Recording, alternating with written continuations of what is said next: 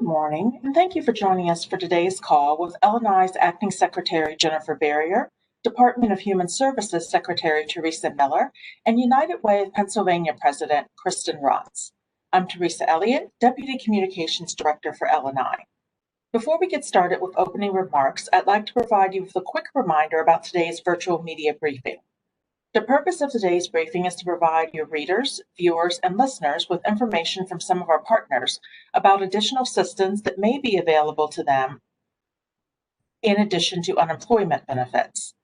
Today's call will highlight state and local resources and access to the 211 program for out-of-work Pennsylvanians. If you have questions on that topic, we ask you to submit them in the usual fashion by clicking the blue chat icon located in the lower right-hand side of your screen. Please submit your name and media outlet followed by your question.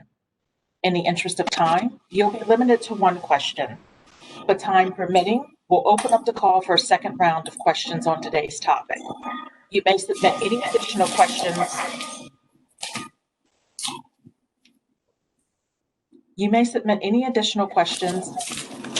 Follow-up questions or general UC questions to us at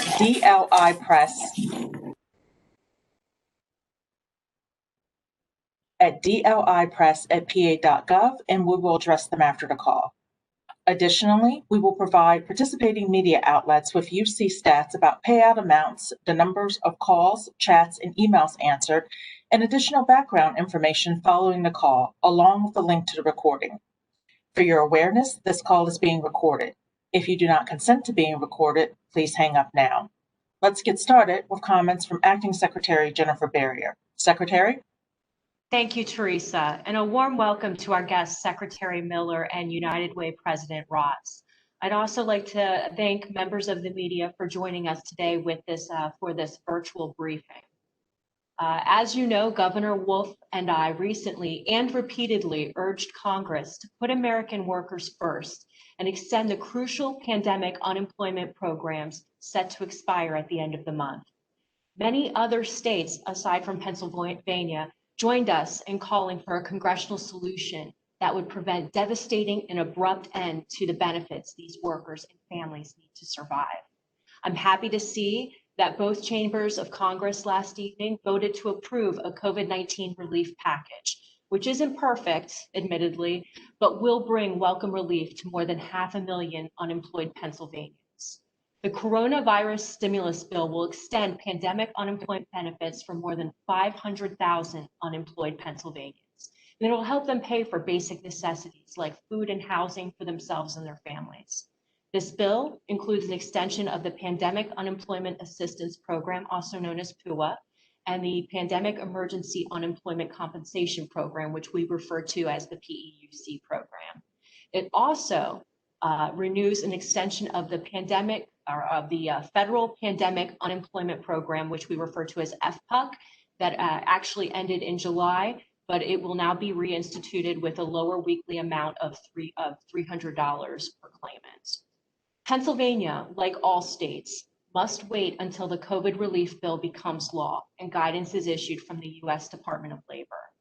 That has to be, we have to wait for that guidance before we can begin implementing provisions of the new act. The U.S. Department of Labor guidelines will provide new rules that labor and industry must interpret and review for legality in Pennsylvania. After that, labor and industry will also have to make updates to our systems to extend PUA and PEUC benefits and renew the FPUC supplemental payments. After we receive federal guidance, we will share these important updates about the timing of the implementations as well as specific instructions for claimants. We plan to do that through a media briefing and press release, also on our social media channels, through our website, which is www.dli.pa.gov, and also through direct communication for PUA and PEUC claimants. I assure you, though, that the department is ready to quickly implement the updates that these critical pandemic unemployment programs will bring to the state.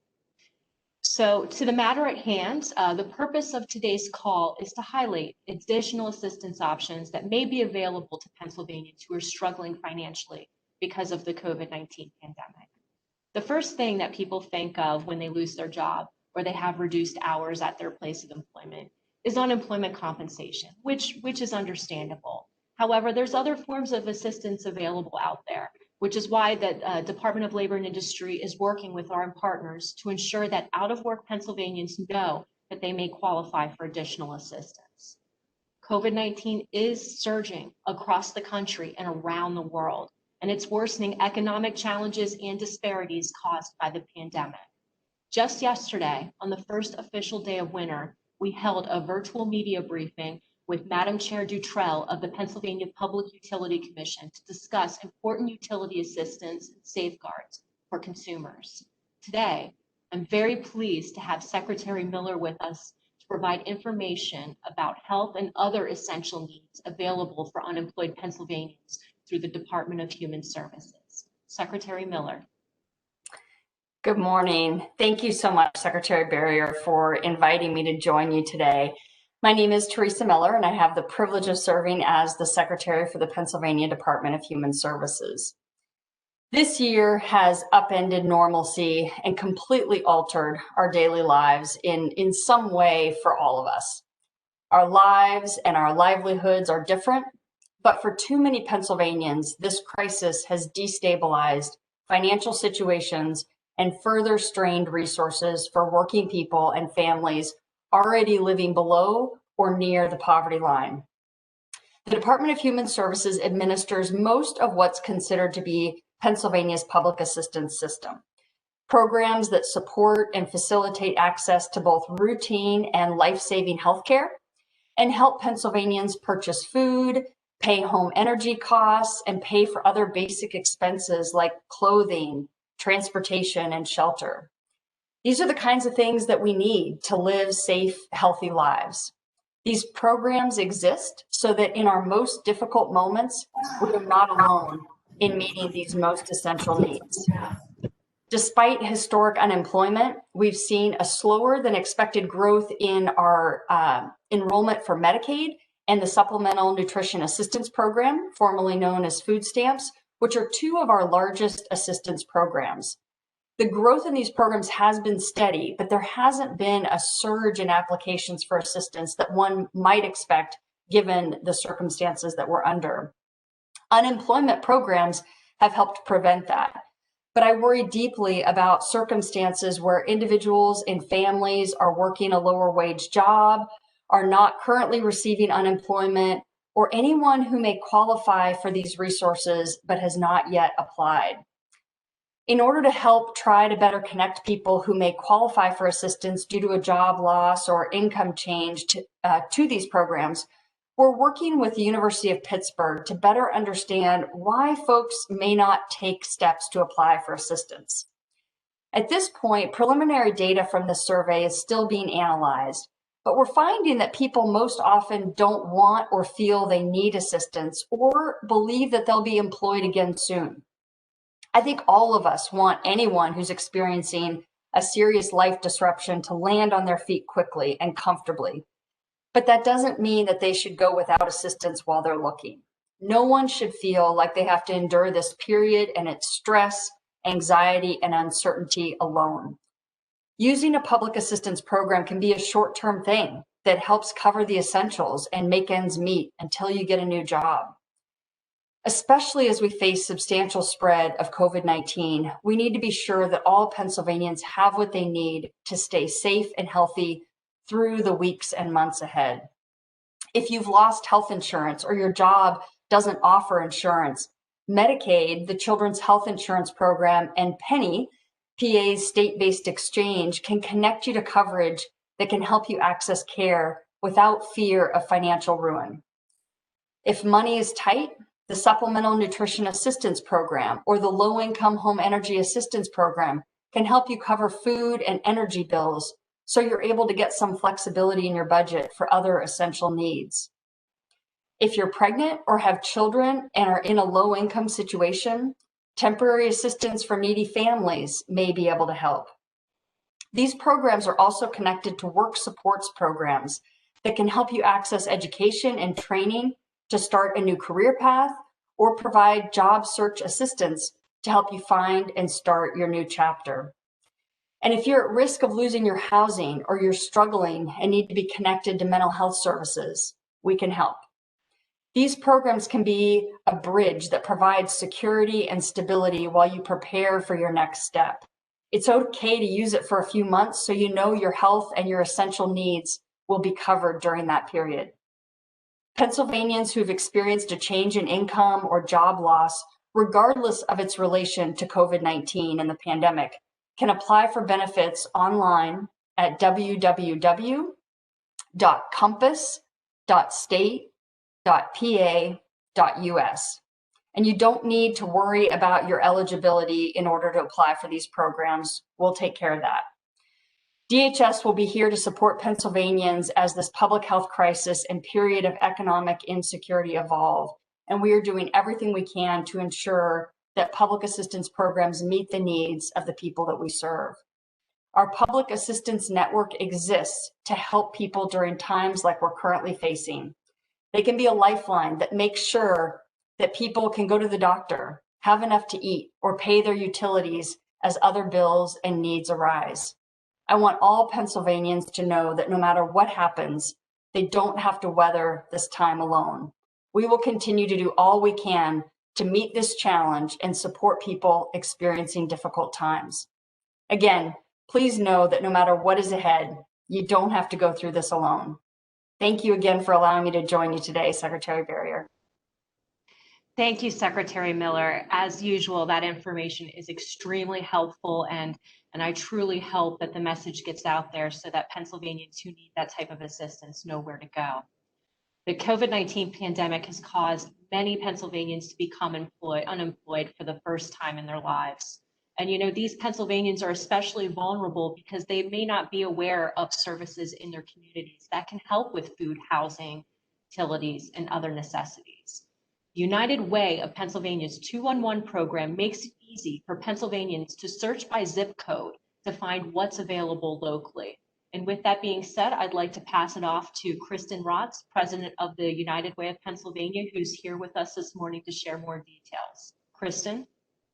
Thank you, Secretary Berrier. We want Pennsylvanians to know if you're unemployed and you need help with food, utilities, or how you need to look for work. PA 211 is available to help point you in the right direction when you don't know where to turn. Since March, we have heard from many Pennsylvanians who call 211 and say they have never had to ask for help before, but they need some now and they don't know where to start. PA 211 provides health and human services information and referral 24 hours a day, 7 days a week, 365 days a year. And no matter your income level or no matter where you live, PA 211 maintains a database of resources for many needs. And most people who contact 211 are looking for help with food, housing, and/or utilities. Pennsylvanians can do a self-directed search for help at our website, which is located at pa211.org. There is a guided search which will help you narrow in on your category of need, and you can enter your zip code to search for services near you. Pennsylvanians who need assistance navigating community resources can call or text to speak with our skilled and empathetic community resource navigators. To do that, you would dial 211 from your phone, or you can text your zip code to 898-211. Just remember, it's important to reach out for help early. PA 211 would also advise you to call your utility company, your creditors, your landlord, and discuss how loss of employment and loss of unemployment benefits is impacting you. It's not necessarily our first instinct to communicate with those who we owe money when we don't have enough to pay all of our bills. But you can ask for payment plans. You can ask them to waive late fees and to waive penalties if you are struggling due to the economic impacts of the pandemic. United Way conducted a COVID-19 impact survey late this summer and found that many of our low to middle income Pennsylvania households are experiencing financial hardship. While the higher income earning households listed COVID-19 as their biggest worry, other households were most concerned with whether they would be able to afford their housing and the connected costs such as taxes and utilities through the pandemic. At that time, 52% of households were somewhat or very concerned about eviction or foreclosure. Many low to middle income households also did not have sufficient savings to sustain their basic needs through job loss. Our survey found that 77% of them had enough savings to pay their bills for 1 month or less. While they may have just been making ends meet before the pandemic, loss of work tipped the scales against them. 21% of the respondents to our survey have received food from a food bank or food pantry, and more than half of the households experienced not being able to purchase as much food as they felt they needed for their household. PA211 also provides a dashboard of community needs data, which is updated daily at pa.211counts.org. As an example, yesterday PA211 answered about 1,350 calls. 43% of those were for housing needs, 11% were seeking food assistance, and 15% were seeking utility assistance. On the same Monday in December last year, in 2019, PA211 answered only 750 phone calls for help. And while the top needs were the same, they were lower percentages in all categories. 37% of those calls for housing, 9% for food, and 11.5% for utility assistance. This data shows very clearly that if you're experiencing not being able to pay for all of your household essentials, you are not alone. Services like PA211 are here to help you by providing a one-stop clearinghouse for help. United Way supports PA211 so that we can help our neighbors when they don't know what else to do. Now is certainly that time. Please reach out for help if you need it. Thank you very much, Kristen, for that very important information on PA211. I admittedly didn't realize how easy it is to get assistance. So thank you for explaining the program and what someone would need to do. Before we take questions, I want to remind everyone of a few more programs and assistance options that are available through some of our other state partners. I know that we've done this before, but I think it's very important to continue to reiterate the information. Food banks and pantries can be found across Pennsylvania. A helpful list of these and other food assistance resources can be found on the Pennsylvania Department of Agriculture's website. If you go to www.agriculture.pa.gov and click on food security, you should be able to find additional resources. Also, to follow up on yesterday's briefing, the Public Utility Commission has information about the multiple layers of safeguards and assistance options for households who may be struggling with the health and financial impacts of COVID-19. Please check out their website at www.puc.pa.gov. And lastly, for more tips and resources, including financial help with credit cards, mortgage or rent, and mental health resources, click on the COVID-19 link at www.pa.gov. And thank you very much for your time. At this time, we will now take your questions. Thank you, Secretary Berrier. As mentioned earlier, our call today is focused on providing information about additional assistance that may be available to unemployed Pennsylvanians struggling with the impacts of COVID-19. If you have any questions on that topic, we encourage you to submit them now. Please submit any questions by using the blue chat icon, which is the lower right-hand side of your screen. And please be sure to include your name as well as your media outlet along with your question. Our first question is directed towards Secretary Berrier, and it's Joe Napsha from the Pittsburgh Tribune Review. Do we have any estimate on how soon the PUA checks might be distributed? Could they expect them by mid-January? Thank you, Teresa. So the PUA checks, obviously the program currently in its current form continues through the end of the month. We are currently waiting for the new COVID relief bill to be signed into law and also to receive guidance from the Federal Department of Labor. Until those things occur, I don't have a good time frame as to when the PUA checks will continue to be issued, but I rest assured that we are continuing to work as quickly as possible so that once we do receive that guidance, we hope to make it as seamless as possible. But again, yet we still need to wait on the bill to be signed into law and for the Federal Department of Labor to issue further guidance. Our next question is from KYW News Radio. There are some jobless workers who get unemployment from Pennsylvania but live in another state. Are they eligible for any of the human services programs? They sometimes have issues finding resources from their own state because they get unemployment benefits from another state.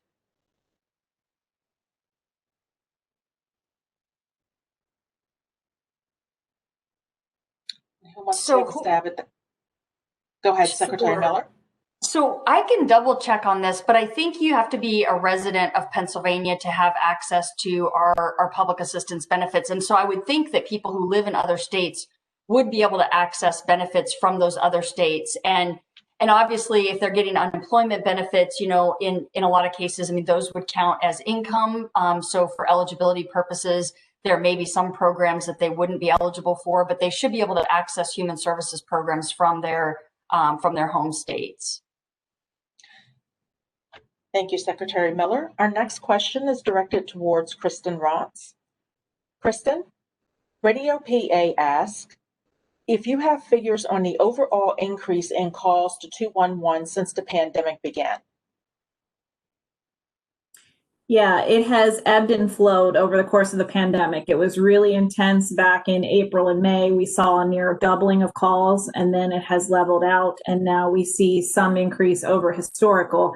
When I look at the year-end average, I suspect we're going to come out about 25 to 30% above our normal call volume. And that does not take into account the number of people who would be self-searching for help through our website.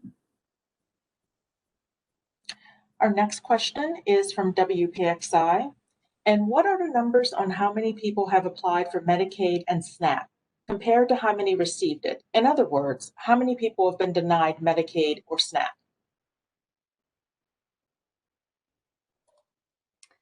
Sure. So I don't have that information off the top of my head, but if you want to email our press office, we can definitely look into that and get that information for you.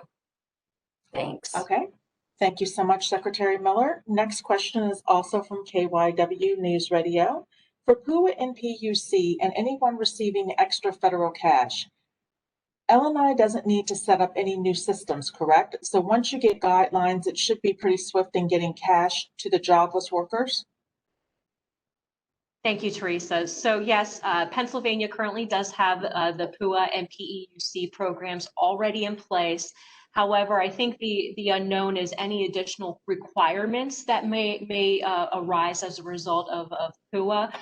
I know that there's been some concern about fraud, so that we're waiting on federal Department of Labor guidelines to see if there's any additional requirements that might require small alterations to our system. But again, we are still hoping it is a seamless transition, and we work very hard to ensure so. Okay, it looks like that's all of the questions we have right now, so I'm going to pause for one moment to see if any more come in, and if they do, we'll address them. If not, and we don't get to your question today, we encourage you to submit them to our resource account at dlipress@pa.gov, and we will get them to you at the end of the call. We do have one more that came in. Barbara Barr from WGAL asks, has the system been upgraded and modernized to prevent the delays online and through the phone system as was experienced at the beginning of the pandemic? This one's addressed to Secretary Berrier. Hi, yes, Teresa. So we have definitely made significant progress with regards to being able to catch up with our email resource accounts, and we have experienced a reduction in our call wait times. We have additional staff that we brought on board to attack the surge in UC cases that the department has received. So we are definitely in a better position than where we were at the beginning of the pandemic. But this is something that was unforeseen and something that we've never experienced before. So we continue to do the best that we can. Our folks are extremely hardworking, and we are definitely doing our best and making much better progress than we were when we first started. Thank you. Well, that appears to be our final questions for today. So I'm going to ask you ladies if anyone has anything additional to add at this time. Happy holidays, everyone. Okay, thank you so much. That's all the time we have for today. Please email our communications office at dlipress@pa.gov with any additional questions. Thank you so much for joining us today, and stay well.